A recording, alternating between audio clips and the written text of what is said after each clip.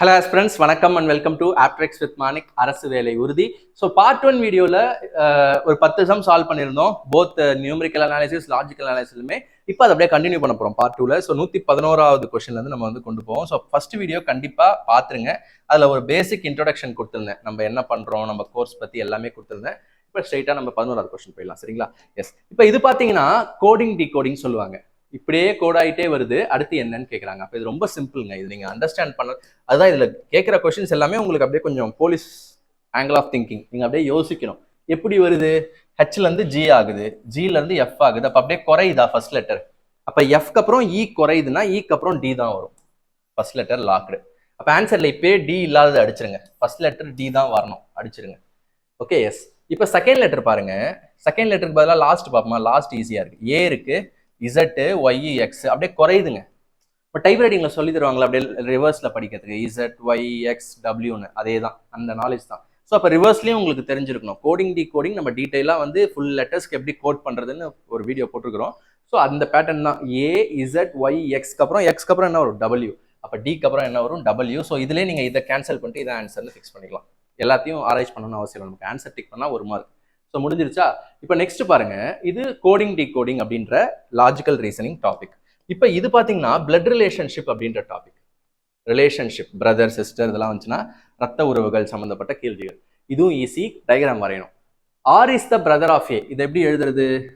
R is the பிரதர்னா square போடணும். Male gents எல்லாத்துக்குமே ஸ்கொயர் போடணும், லேடிஸ் எல்லாத்துக்குமே ரவுண்ட் போடணும்னு சொல்லி கொடுத்துருக்கேன். R is the brother of A. R வந்து ஏ உடைய பிரதர் அப்படின்னா ஆர் தான் பிரதர் பையன், ஏ என்னன்னு தெரியல. R is the brother of A. S is the sister of B. But டயக்ராம்குள்ள இன்னும் அவங்க வரல. A is the son of S. A வந்து சன் ஆயிட்டாரு, ஸோ மேல்ஸ் மேலு. ஏ இஸ் த சன்னா மேலேருந்து வரணும். Son of A. A is the son of S. A is the son of S. S என்ன ஜெண்டர்னு தெரியல. இப்போ இதை படிச்சுட்டு இப்போ இதை படிங்க. S is the sister of B. S வந்து சிஸ்டர் ஆஃப் யாருக்கு? பின்றவங்களுக்கு. பின்றவங்களுக்கு சிஸ்டர். அவ்வளோதான், சன் முடிஞ்சிருச்சு. How is R related to S? அப்போ ஆர் என்பவர் எஸ்ஸுக்கு என்ன என்ன விதத்தில் சம்மந்தப்படுகிறார்னா, இப்படி போட்டால் என்ன சொன்ன? மகன். எஸ்ஸோடைய மகன் ஏ. ஏவோடைய பிரதர் தான் ஆறு. அப்போ ஏவோட பிரதர் தான் ஆறுன்னும் போது எஸ்ஸுக்கும் அவங்க பையன் தானே சன். அப்போ how is R related to S கேட்டால் சன் தான். ஓகேவா? மகன் தான். ஸோ இதெல்லாம் வந்து டீட்டெயிலாக நீங்கள் பேசிக்லேருந்து படித்தா இன்னும் நல்லா புரியும், சரிங்களா? எஸ். Okay, super. இப்போ நெக்ஸ்ட் இது வந்து பார்த்தீங்கன்னா அடுத்து ஃபர்ஸ்ட் வந்து கோடிங் டி கோடிங், அடுத்து வந்து பிளட் ரிலேஷன்ஷிப், அடுத்து வந்து பார்த்தீங்கன்னா டைரக்ஷன் நார்த் வெஸ்ட். ஓகேவா? Yes. Direction sense. A watch reads 4:30 of the minute hand. So first 4:30 வரைஞ்சிப்போம். ஸோ ஒரு வாட்சை வரைகிறேன். ஓகேவா? இங்கே வரையலாமா? எஸ். ஸோ இதான் ஒரு வாட்ச் இல்லையா, ஒரு கிளாக்கு. 4:30 அப்படின்னும் போது ஸோ இங்கே வந்து 6 இருக்கும், 5 இருக்கும், இங்கே 4 இருக்கும் இல்லையா? 4:30 அப்படின்னும் போது கடிகார சின்ன முள் வந்து 4க்கும் 5க்கும் நடுவில் இருக்கும், பெரிய முள் வந்து 6க்கு நேராக இருக்கும். இதுதான் 4:30. எஸ். இப்போ என்ன சொல்றாங்கன்னா மினிட் ஹேண்ட் பாயிண்ட்ஸ் ஈஸ்ட்ன்றாங்க. மினிட் ஹேண்ட்னா என்னது? பெரிய முள். மினிட்ஸ் இது வந்து ஈஸ்ட்ன்றாங்க. அப்போ இது ஈஸ்ட் ஆயிடுது, ஈஸ்ட். அப்போ என்ன கேட்குறாங்கன்னா what direction will be hour hand? இது எந்த டைரக்ஷன் கேட்குறாங்க. ரொம்ப சிம்பிளுங்க. நம்ம என்ன சொல்லி கொடுத்துருக்கோம்? இது நார்த்னா இது ஈஸ்ட், இது சவுத்து, இது வெஸ்ட்ன்னு சொல்லி கொடுத்துருக்கோம். நியூஸ் அப்படின்னு ஞாபகம் வச்சுக்கோன்னு சொன்னேன். ஓகே. இப்போ இது ஈஸ்ட் ஆகி போச்சு. இப்போ இது ஈஸ்ட்னா இது வெஸ்டா? ஃபர்ஸ்ட் ஆஃப் ஆல் அதுல என்ன மாற்று கருத்தும் இல்லை. எஸ். இப்போ இது நார்த்தா நான் என்ன சொல்லியிருக்கேன்? எப்பயுமே நார்த்தோடைய ரைட் சைடில் தான் ஈஸ்ட் இருக்கும், லெஃப்ட் சைடில் தான் வெஸ்ட் இருக்கும்னு சொல்லியிருக்கேன். ஓகேவா? எஸ். அப்போ நார்த்தை இங்கே போட்டால் தானே கரெக்டாக இருக்கும். நார்த்தை இங்கே போட்டால் தான் நார்த்தோட ரைட் சைடில் ஈஸ்ட் இருக்கும், லெஃப்ட் சைடில் வெஸ்ட் இருக்கும். ஸோ இது சவுத்து. கிளியரா? எஸ். அப்போ இது எந்த டைரக்ஷன்? இது ஈஸ்ட்னா இது எதை நோக்கி போகுது? நார்த்துக்கும் ஈஸ்ட்டுக்கும் நடுவில் போகுது. அப்போ நார்த் ஈஸ்ட். ஓகேவா? வடகிழக்கு. ஓகேவா? நோட் பண்ணிக்கிறீங்களா? குயிக்காக நோட் பண்ணிக்கிறீங்களா? எஸ். ஸோ இதெல்லாம் வந்து டீட்டெயிலாக நம்ம வந்து டைரக்ஷன் நம்மளோட கோர்ஸ்க்குள்ள டைரக்ஷன் அப்படின்ற டாப்பிக்ல நிறைய கொஸ்டின் சால்வ் பண்ணியிருக்கோம். ஸோ சால்வ் பண்ண தான் உங்களுக்கு பழகும். ஓகேவா? இதெல்லாம் ரொம்ப எவ்வளோ ஈஸியாக இருக்கு பாருங்க சால்வ் பண்ணுறதுக்கு. இப்போ தெரிஞ்சிருச்சுன்னா. எஸ். இப்போ இது முடிஞ்சிருச்சா? மறுபடியும் நம்பர் கோடிங் கேட்டிருக்காங்க.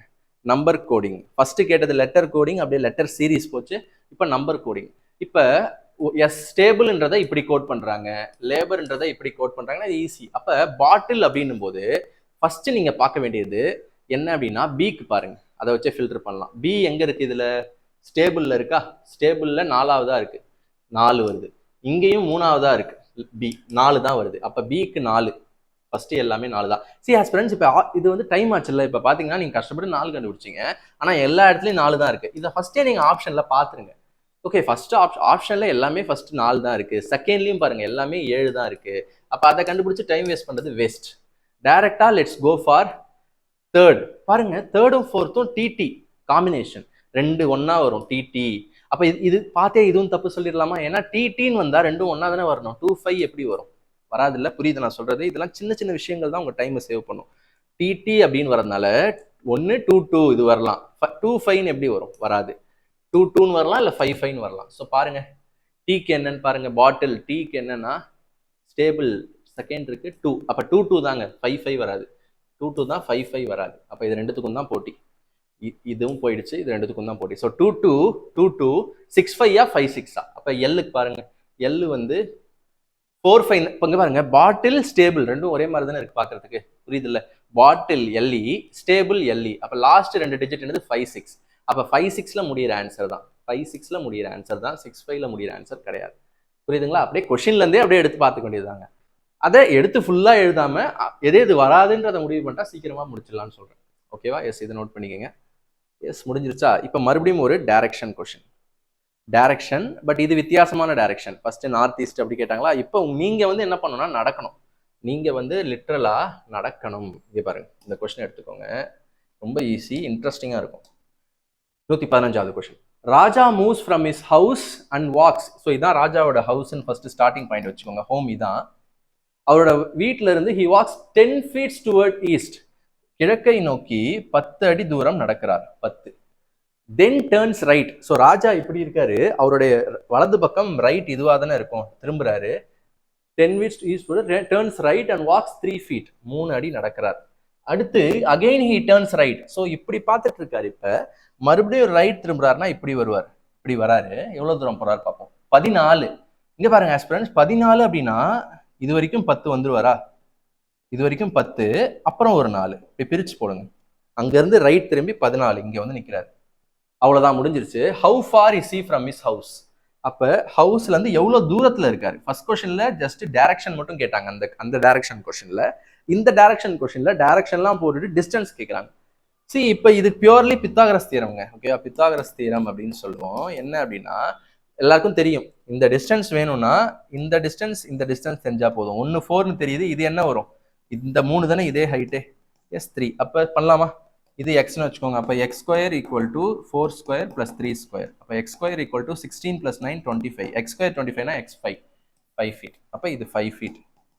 அவ்வளவுதான். எஸ், நோட் பண்ணிக்கிறீங்களா? 115. 5 கொஸ்டின் எவ்வளவு ஈஸியா போட முடியுது இல்லையா? எஸ். இப்போ நெக்ஸ்ட்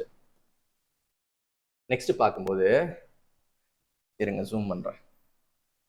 ஸோ இந்த வீடியோவில் ஒரு 10 கொஸ்டின் சால்வ் பண்ணிட்டு மறுபடியும் நெக்ஸ்ட் பார்ட்ல மீதி கண்டினியூ பண்ணுவோம். டக்குன்னு பண்ணுவோம். Yes, okay. பாருங்க, இப்போ மேட்ச் த ஃபாலோயிங். இப்போ நிறைய பேர் வந்து யோசிக்கலாம், சார் எனக்கு இது தெரியாது. சரி, இங்க ஃபர்ஸ்ட் தெரிஞ்சதை ட்ரை பண்ணுங்க. இப்போ இந்த கொஸ்டின்லாம் பாருங்க, இதை கேன்சல் பண்ணுங்க. 32:24 என்ன ரேஷியோன்னு கேட்குறாங்க. 32/24னா 3 8s 24, 4 8s 32. அப்போ 4:3. அப்போ தேர்டுக்கு ஆப்ஷன் 1. புரியுதா? தேர்டுக்கு ஆப்ஷன் வந்து 1. தேர்டுக்கு 1. ஃபோர்த்துக்கு என்னன்னு பாருங்க, தெரிஞ்சதை ஃபர்ஸ்ட் பண்ணுங்க. Ratio of 3 metre to 200 centimetre. அப்ப 3 மீட்டர் டு 200 சென்டிமீட்டர் ரேஷியோ கேட்குறாங்க. அப்போ 1 மீட்டர்னா என்னது? 100 சென்டிமீட்டர். அப்போ 300 சென்டிமீட்டர் இந்த மாத்திக்கலாம். அப்போ 300 சென்டிமீட்டருக்கும் 200 சென்டிமீட்டருக்கும் ரேஷியோ அப்படின்னா 0 0 கேன்சல் ஆகி 3:2 வரும். அப்போ 4க்கு வந்து ஆப்ஷன் 2. 4க்கு ஆப்ஷன் 2. அப்போ 3க்கு 1 வரணும், 4க்கு 2 வரணும். எனக்கு ஏபி தெரியலனாலும் பரவாயில்ல, 3க்கு 1 வரணும், 4க்கு 2 வரணும். 3க்கு 1 வரணும், 4க்கு 2 வரணும். தப்பு. 3க்கு 1 வரணும், 4க்கு 2 வரணும். இதான் ரைட். 3க்கு 1 வரணும், 4க்கு 2 வரணும். சரிங்களா? ஸோ அதான் போதுங்க. எக்ஸாம்ன்றது வந்து நீங்கள் வந்து 100% பிரில்லியன்ஸ், இவங்களோட டேலண்ட்டை காமிக்கிறத விட எக்ஸாம் பாயிண்ட் ஆஃப் வியூவில் போயிட்டீங்கன்னா ஈஸியாக அடிச்சிடலாம். சரியா? எல்லாமே நான் யோசிச்சு செய்வேன், எனக்கு இதுவும் தெரியும், அப்படி யோசிச்சிங்கன்னா டைம் ஆக்கிடுவீங்க. சரியா? எஸ். அடுத்து இப்போ இது முடிஞ்சிருச்சா? 1 மார்க் டக்குன்னு கிடச்சிருச்சா? இப்போ பை த வே இது எல்லாமே வந்து ஃபார்முலா தான் ஆஸ்பிரண்ட்ஸ். இதெல்லாம் வந்து ஸ்டாட்டிஸ்டிக்ஸ் அப்படின்ற ஏரியாவில் வரும். இது ஃபர்ஸ்ட்டுக்கு 4. அது எல்லாமே ஃபார்முலா தான். டேரெக்டாக நீங்கள் ஸ்டாட்டிஸ்டிக்ஸ் அப்படின்ற டாபிக் படிச்சிட்டிங்கன்னா உங்களுக்கு வந்துடும். ஓகேவா? குவான்ஸ். இப்போ இது பாருங்களேன், இது என்ன கேட்குறாங்கன்னு பாருங்க.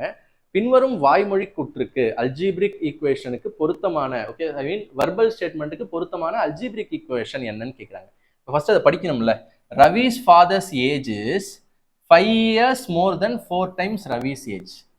இப்போ எப்படி வச்சுப்போம் Ravi's father's age is 5 times மோர்னு சொன்னாலே +5 5 years more than 4 times Ravi's age 4 times Ravi's age எக்ஸ்ன்னு அவங்க வச்சுக்கிறாங்க ஆப்ஷன்ல நம்மளும் எக்ஸ்ன்னு வச்சுப்போம் புரியுதா இது யாரு ரவிஸ் ஃபாதர்ஸ் ஏஜ் ரவியோட ஃபாதர்ஸ் ஏஜ் வந்து 5 years more than 4 times Ravi's age இப்படிதான் நம்ம ஃப்ரேம் பண்ணுவோம் ஃபாதர்ஸ் ஏஜ் 33ன்றாங்க ஃபாதர்ஸ் ஏஜ் 33 அப்போ இதான் ஈக்குவேஷன் 4x + 5 = 33 4x + 5 = 33 அவ்வளவுதான் எஸ் அவ்வளவுதான் இப்போ இது பாருங்க 118 A triangle with perimeter 12 cm can be நல்ல கான்செப்டான கொஸ்டினுங்க ஒரு ட்ரையாங்கிளோடைய பெரிமீட்டர்னா என்னது சுற்றளவு அந்த மொத்த ஏரியா இது மூணு அளவையும் சேர்த்தா 12 வருதான் அப்ப அந்த ட்ரையாங்கிள் என்னென்ன ட்ரையாங்கிளா இருக்கலாம் ஃபர்ஸ்ட் ஆப்ஷன் பாருங்க ஈக்குலேட்டரல் ட்ரையாங்கிள்னா என்னது மூணு பக்கமும் சம அளவு இருந்தா ஈக்குவலா இருந்தா அதான் ஈக்குலேட்டரல் ட்ரையாங்கிள் நம்ம ஜாமெட்ரி வீடியோஸ்ல சொல்லியிருக்கோம் அப்ப 12 3 பிரிக்க முடியும்ல எஸ் 12 3 பிரிச்சு 4 4 4ன்னு போட முடியும்ல அப்ப ஈக்குலேட்டர் ட்ரையாங்கிளா இருக்க வாய்ப்பு இருக்குல்ல ஏன்னா அவங்க கொடுத்தது வந்து பெரிமீட்டர் 12 தான் சொன்னாங்களே தவிர மற்றபடி அதை சொல்ல அப்ப அது ஒரு ஈக்குலேட்டர் ட்ரையாங்கிளா இருக்கவோ வாய்ப்பு இருக்கு ஐசோசெலஸ் ட்ரையாங்கிளா இருக்க வாய்ப்பு இருக்கானா அதுவும் இருக்கு ஏன்னா ஒரு ட்ரையாங்கிள்ல 3 ஈக்குவலா வரணும்னு அவசியம் கிடையாது இப்போ ஃபார் எக்ஸாம்பிள் இது 5 5 வந்துட்டு 10 வந்துட்டு இது 2 கூட வரலாம்ல அப்படி கூட வரையலாம்ல அந்த மாதிரி ட்ரையாங்கிள் அப்ப ஐசோசெலஸ் ட்ரையாங்கிள்னா என்னது ஏதாவது 2 சைடு ஈக்குவல் ஐசோசெலஸ் ட்ரையாங்கிள்னா என்னது 2 சைடு ஈக்குவல் 2 ஆங்கிள் ஈக்குவல் இன்னொரு சைடு வேற இருக்கும் இதுதான் ஐசோசெலஸ் ட்ரையாங்கிள் ஈக்குலேட்டர் ட்ரையாங்கிள்னா 3 சைடும் ஈக்குவலா இருக்கணும் 3 ஆங்கிளும் ஈக்குவலா இருக்கணும் ஐசோசெலஸ் ட்ரையாங்கிள்னா 2 சைடு ஈக்குவலா இருக்கணும் 2 ஆங்கிள் ஈக்குவலா இருக்கணும் அப்ப இப்படியும் 2 சைடும் ஈக்குவலா வர பாசிபிலிட்டி இருக்குல்ல அப்ப ரெண்டுமே பாசிபிலிட்டி இருக்கு அப்ப ஆன்சர் வந்து 1 and 2 are true ஓகேவா இதான் டிக் பண்ணும் சி ஆப்ஷன் சி தான் டிக் பண்ணும் போத் 1 and 2 are true இது எல்லாமே ஆன்சர் கீ கவர்மெண்ட்டே கொடுத்துருக்காங்க அதை நான் செக் பண்ணிட்டேன் ஆல்ரெடி செக் பண்ணி சால்வ் பண்ணி பார்த்துட்டேன் அதான் சொல்லிட்டு இருக்கேன் சரிங்களா எஸ்